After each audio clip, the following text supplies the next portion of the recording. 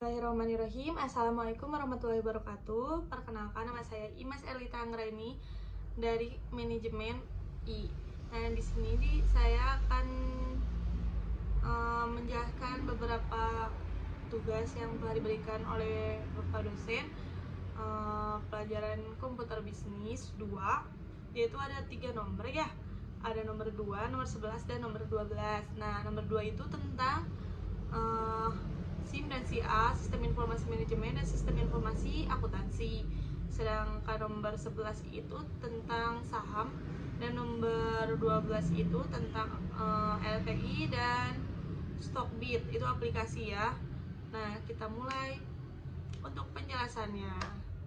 Dulu yang nomor 2. Nah, cara untuk mengerjakan nomor 2 itu kita mencari artikel. Bentar ya.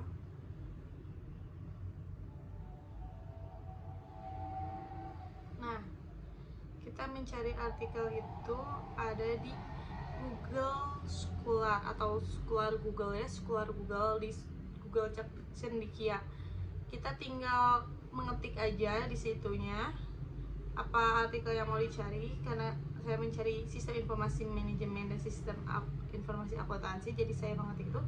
Dan karena saya sudah mengunduh sistem informasi manajemen dan sistem informasi akuntansinya, jadi langsung saja kita buka di folder aja.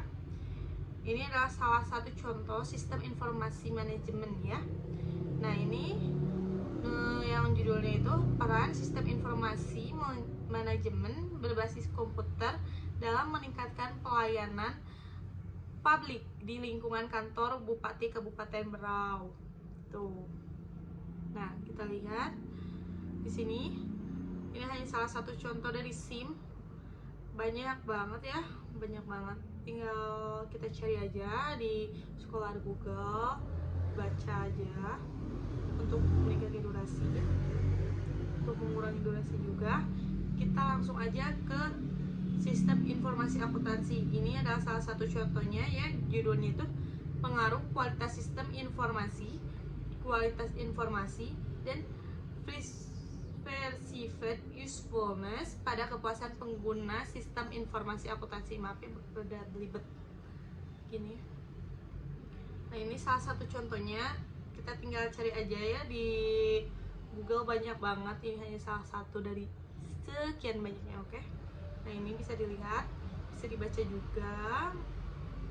Oke, dilihat aja dulu, banyak banget ya. Nah, ini adalah salah satu contoh artikel dari si A itu. Nah, kita lanjut ke nomor 11, yaitu tentang saham itu. Nah, karena saya sudah membuat PowerPoint-nya, jadi kita langsung aja lihat PowerPoint-nya. Tadi ya.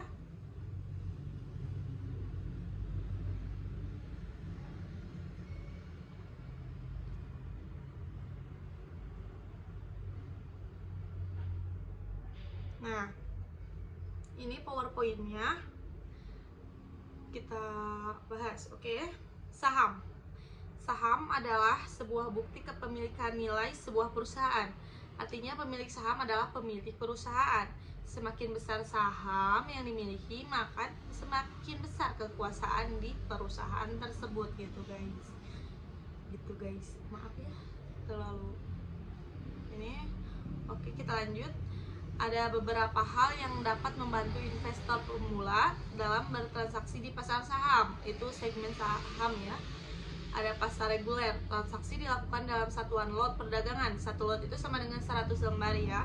Terus ada pasar tunai, transaksinya sama, bedanya transaksi pada pasar tunai hanya berlangsung pada sesi 1 dan penyelesaian transaksinya dilakukan pada hari yang sama, yaitu dengan cara tunai itu. Terus ada pasar negosiasi, transaksi dilakukan berdasarkan kesepakatan si penjual dan pembeli gitu guys.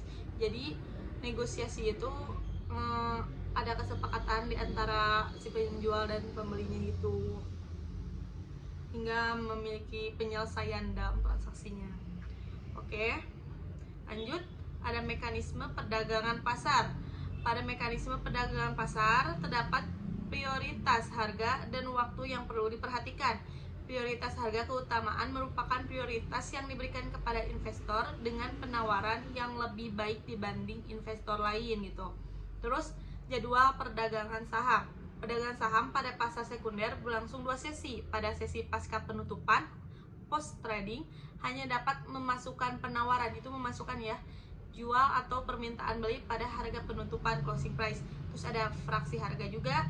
Harga satu saham terbentuk berdasarkan permintaan dan penawaran yang terjadi di pasar gitu. Nah, bentar.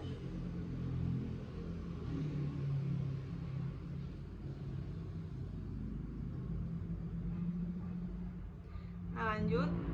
Auto rejection. Auto rejection merupakan penolakan yang terjadi secara otomatis terhadap harga penawaran beli atau harga penawaran jual saham di pasar reguler dan pasar tunai yang melebihi batas atas atau batas bawah.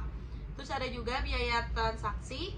Biaya transaksi dalam berinvestasi pada saham itu melalui perantara, misalnya melalui jasa sekuritas dan sebagainya. Nah, ini adalah salah satu contoh laporan posisi keuangan 5 tahun terakhir PT Astra Argo Lestari TBK ya. Ini bisa dilihat sendiri, bisa dilihat. Ini 5 tahun terakhir ya, karena yang 10 tahun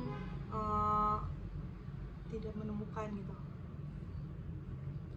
Bisa dibaca. Dan juga ini adalah contoh laporan laba rugi PT Astra Argo Lestari TBK itu 5 tahun terakhir ya guys.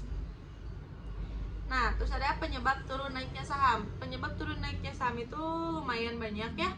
Dari aksi korporasi perusahaan, proyeksi kinerja perusahaan pada masa mendatang, kebijakan pemerintah, fluktuasi kurs rupiah terhadap mata uang asing, kondisi fundamental ekonomi makro, rumor dan sentimen pasar, faktor manipulasi pasar, faktor kepanikan juga. Oke.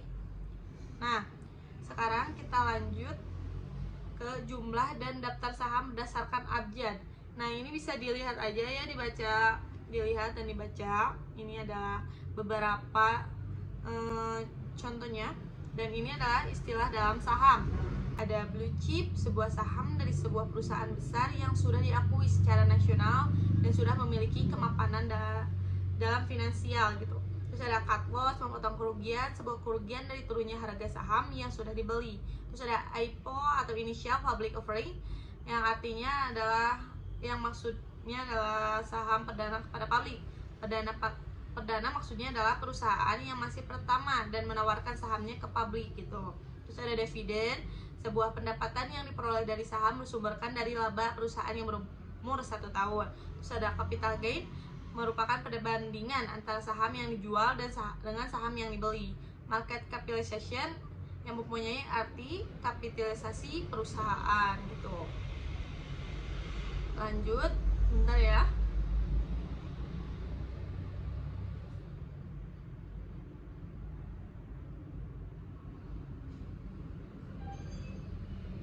Nah, ada ex-date, recording date, dan come date.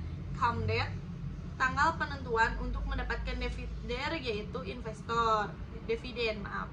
Terus ada ex-date, merupakan hari berakhirnya come date pemegang saham dan juga penerima dividen tidak terhitung.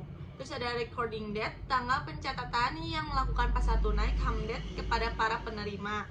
Nah, cuan itu yaitu untung ya. Marak digunakan sebagai istilah dalam dunia trading saham. Ada LQ 45. Ini merupakan sebuah singkatan dari liquid dan 45. Singkatan tersebut memiliki maksud, yakni sebuah transaksi yang ramai atau paling liquid di pasar modal yang termasuk dalam 45 dalam daftar 45 saham gitu. Terus ada private equity, merupakan sebuah perusahaan yang mempunyai tugas sebagai pengelola dana besar dari investor, dan juga free trading, nama lainnya yakni surat berharga lainnya atau biaya transaksi saham. Lanjut. Nah, ada juga HK atau haki. HK itu hajar kanan dan haki itu hajar kiri ya guys. Hajar kanan ini merupakan strategi investor dalam membeli saham dengan masang harga tertinggi di kolom over antara yang jual supaya probabilitas probabilitas mendapatkan saham yang diinginkan lebih besar. Sebaliknya, haki hajar kiri adalah strategi investor untuk memasang harga rendah pada kolom bid antri beli supaya segera mungkin terjual dengan harga rendah. Terus ada bullish dan bearish. Bullish adalah istilah untuk menyebut harga saham yang mengalami peningkatan dalam beberapa saat. Bearish merupakan istilah yang digunakan untuk saham yang mengalami penurunan. Nah, terus ada nabung di bank versus nabung di saham.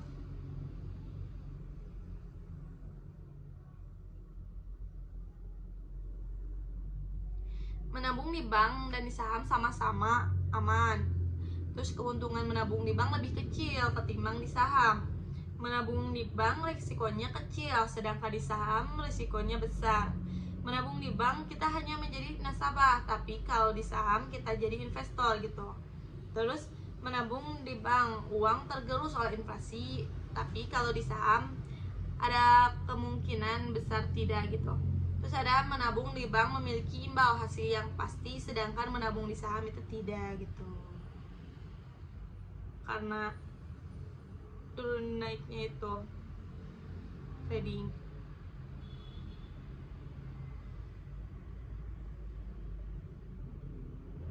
Nah, udah.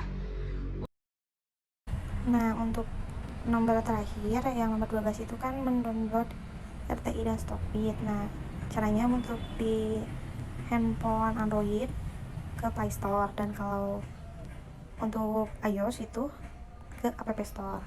Nah, nanti tinggal kita cari Stockbit dan RTI-nya di sini ya, lalu download. Nah, karena saya sudah mendownload, kita langsung masuk aja.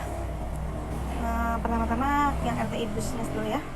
Nah, kalau belum pernah daftar, yaitu ke register now.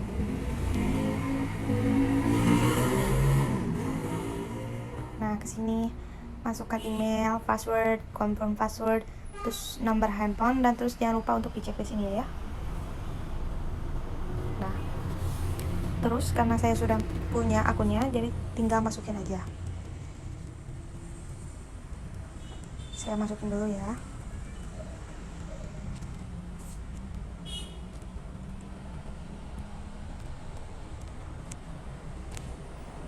Situ.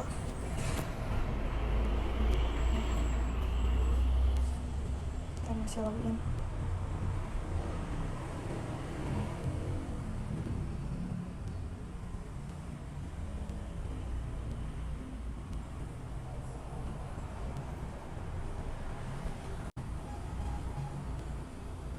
Nah, nanti akan masuk dan harusnya muncul ya di sini. Nah, seperti ini. Market. Watch list. Ini seperti ini. Ini saham apa ya? Ini Bank Sentral Asia. Unilever tuh. Serta harganya. Semua ada di sini. Nah, oke. Udah ya, selesai. Nah, untuk yang Stockbit, kita masuk lagi ke Stockbit. Untuk yang belum daftar, seperti biasa ya, daftar dulu. Kita lihat di sini. Karena saya sudah mempunyai akunnya, jadi kita langsung masuk aja pakai ID. Enggak. Kita mulai masuk.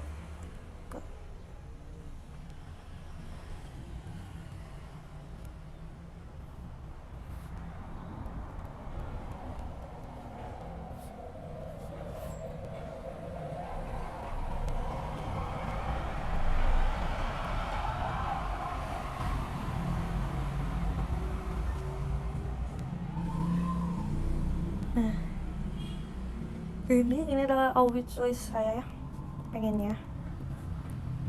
Nah, bisa dilihat ini harganya. Lihat ini dari BBCA ya, Bank Sentral Asia. Seperti ini.